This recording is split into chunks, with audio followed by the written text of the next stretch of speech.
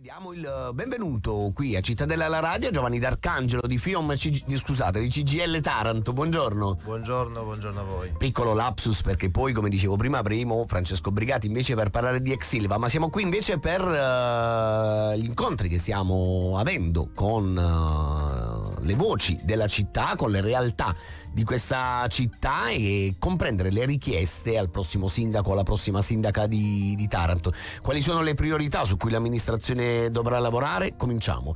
Secondo CGIL Taranto, da dove si parte? Quali sono le priorità? Che cosa chiedete? Allora, ce ne sono, vi rinnovo il buongiorno a tutti e a chi ci ascolta. Ci sono tanti temi che vanno affrontati nell'ambito della nuova amministrazione. Io comincerei con un tema fondamentale per quanto ci riguarda che ha a che fare anche questa campagna elettorale. L'8 e il 9 giugno si voterà per i referendum abrogativi che sono stati proposti dalla CGIL, da una rete di associazioni, i primi 4 sul tema che riguardano la precarietà del lavoro e il quinto sulla cittadinanza. Ecco, sarebbe già interessante capire se i candidati sostengono il loro punto di vista, se sono anche disposti a impegnarsi in campagna elettorale affinché vincano i sì. Quindi questo sarebbe già un primo tema immediato, perché si consumerà tra l'8 e il 9 giugno, cioè quando probabilmente ci sarà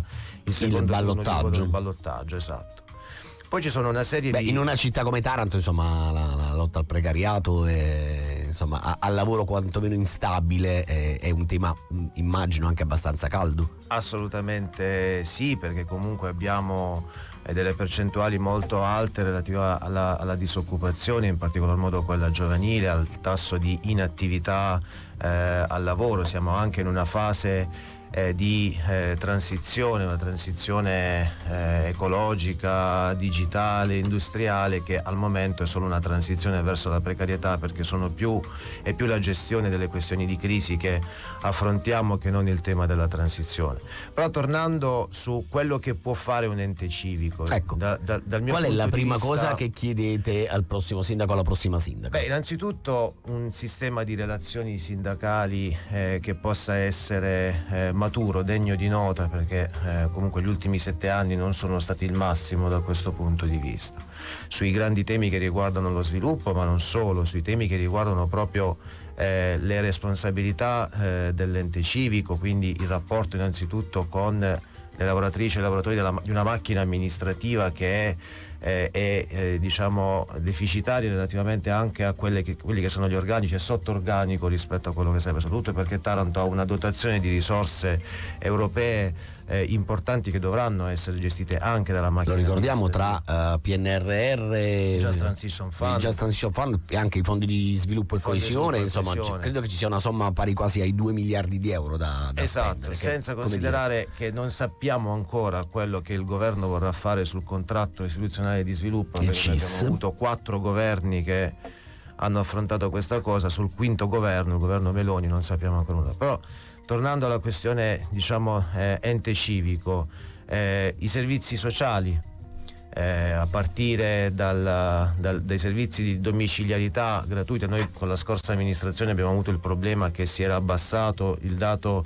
di compartecipazione, quindi di gratuità di quelle prestazioni, che era passato da 15.000 euro dato ISEE a 2.000 euro, cioè praticamente tutti in buona sostanza devono pagare. Ricordiamo che chi si trova in condizioni di fragilità, che ha bisogno dei servizi di assistenza domiciliare integrata, è una persona, comunque una famiglia che già vive una condizione drammatica, quindi non si può chiedere anche di pagare le risorse dell'assistenza domiciliare. Il sistema educativo 06, oggi noi siamo impegnati su una battaglia che riguarda la salvaguardia dei nuovi asili nido pubblici comunali, quindi questa è la prima cosa che chiederemo all'amministrazione, considerando che è partito l'iter per la privatizzazione. Quindi chiaramente è un tema per noi di natura fondamentale. C'è il tema che riguarda la mitilicoltura, considerando che all'interno di Mar Piccolo noi abbiamo tassi di inquinamento elevati e che per quanto riguarda il tema della pesca, in particolar modo sull'allevamento delle cozze, che è un'attività importante del territorio di Taranto, la scelta poi di andare in Mar Grande non ha prodotto risultati importanti anche per quello che è stato il surriscaldamento del mare, quindi un ruolo proattivo da parte dell'ente civico in questo momento, se vogliamo provare a immaginare i due settori più identitari in qualche modo di questa città, tra l'ex Ilva e le Cozze, in entrambi i casi siamo in una condizione difficile. Per entrambi crede che l'amministrazione comunale possa intervenire seriamente, o anche per le Cozze come per l'Ilva è tutto da decidere a Roma? No, può agire, può comunque esprimere un orientamento, e questo è importante perché a parte che, apro e chiudo parentesi, ma poi avete Francesco Brigati che vi spiegherà molto meglio di me quello che sta succedendo. Noi non siamo di fronte a una partita chiusa sull'ex Silva, anche solo in termini di acquisizione dello stabilimento da parte di Baku Steel, perché c'è una trattativa ancora in corso tra il governo e i commissari e anche le società italiane in qualche modo ancora non sono escluse, diciamo, almeno leggendo insomma il riassunto che emerge. D'Arcangelo, facciamo così, fermiamoci un attimo perché stiamo parlando delle richieste del sindacato al prossimo sindaco, alla prossima sindaca di Taranto. Abbiamo annunciato che parleremo anche di giochi del Mediterraneo, ma prima, D'Arcangelo, le chiedo la domanda che poniamo un po' a tutti: che cosa l'amministrazione comunale, la prossima amministrazione comunale, non deve assolutamente fare? Allora, non deve, ad esempio, lasciare la gestione delle infrastrutture che verranno realizzate nei giochi nel Mediterraneo ad uso esclusivo dei privati.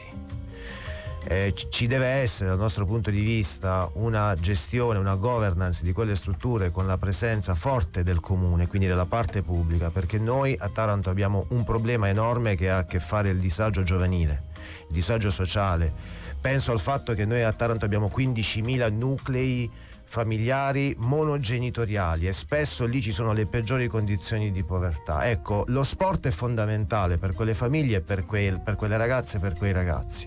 Si può fare perché le risorse pubbliche ci sono, penso ai famosi 30 milioni delle opere di compensazioni dell'ex Ilva quando ci fu il passaggio da Ilva ad Acciaierie d'Italia.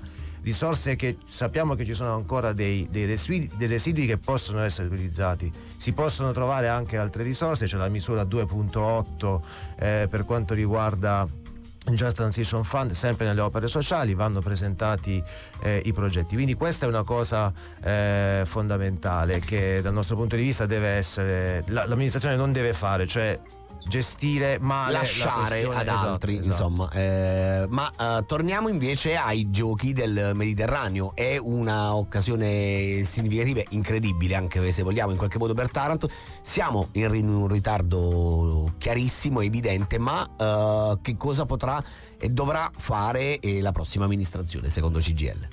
La prossima amministrazione dovrà, anche su questo noi chiediamo che l'ente civico sia anche attivo nell'ambito, nonostante ci sia un commissario straordinario. Non dimentichiamo che è stato comunque individuato dal governo un commissario straordinario, ma questo non esenta il comune da stare lontano. Quindi preparare bene i giochi del Mediterraneo, anche perché sarà un evento importante, un evento che porterà anche ingressi sul territorio non di poco conto, quindi anche da un punto di vista turistico ci sarà un afflusso di persone, un impulso. Ecco, su questo, anche sul tema che riguarda il turismo, noi chiederemo al prossimo sindaco di monitorare, cioè di pensare che quello è un settore che può avere un certo tipo di sviluppo, ma è anche vero che lì dentro ci sono le peggiori condizioni di sfruttamento delle lavoratrici e lavoratori, quindi anche qui aprire un osservatorio in tal senso e dotare la città di servizi che possano prevedere un'accoglienza adeguata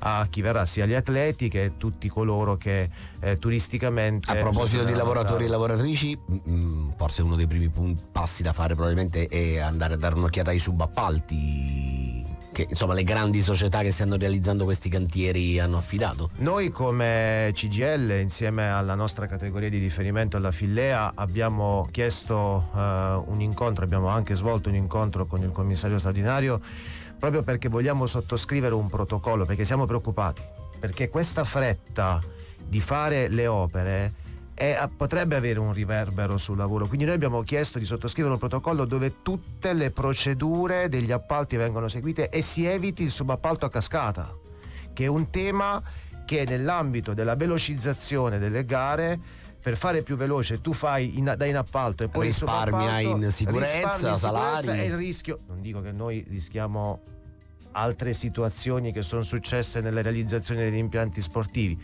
però bisogna tenere gli occhi aperti perché c'è un pericolo evidente. Noi per questa ragione abbiamo chiesto al commissario di sottoscrivere un protocollo dove queste procedure vengano messe a fuoco. E quando lo firmate? Siamo ancora in trattativa anche con il mondo delle imprese, quindi c'è ancora da lavorare su questo. C'è altro di cui vogliamo parlare, D'Arcangelo? Qualcosa che è rimasto sospeso o ci siamo già detti tutto? No, ci sarebbe tante cose tanto, certo. Da dire. Ecco, una cosa vorrei dire. Nell'ultimo minuto? Due cose. Trasporto urbano. Ormai è sotto gli occhi di tutti, perché è un problema che ha a che fare anche le periferie della città, che sono un po' abbandonate. Maggiore sicurezza per le lavoratrici e i lavoratori del comparto, che subiscono veri e propri attacchi al piccione molto spesso. Sì. Nelle ore notturne i bus diventano bersaglio di attacco. E l'altra cosa che noi avevamo anche fatto con l'amministrazione precedente era quella di dare ai rider del nostro territorio una casa, un luogo dove poter stare, delle corsie preferenziali per poter lavorare più tranquillamente. E c'è un'ultima cosa che noi chiederemo già alla commissaria straordinaria, perché possiamo avere un punto di vanto in questo territorio, e lo dico anche relativamente al lavoro fatto con la scorsa amministrazione, che è quello di una ordinanza che vada a proteggere i lavoratori esposti al caldo nelle ore estive, che sapete sono ore sempre molto torride, quindi particolarmente drammatiche, esattamente, se vogliamo. Sì, certo. Grazie a Giovanni D'Arcangelo di CGIL Taranto per essere stato con noi. Cercheremo poi di portare insomma una parte di quello che ci siamo detti sul tavolo non appena cominceremo ad ascoltare i candidati, per capire proprio esattamente quello che pensano. Buona giornata e buon lavoro, D'Arcangelo.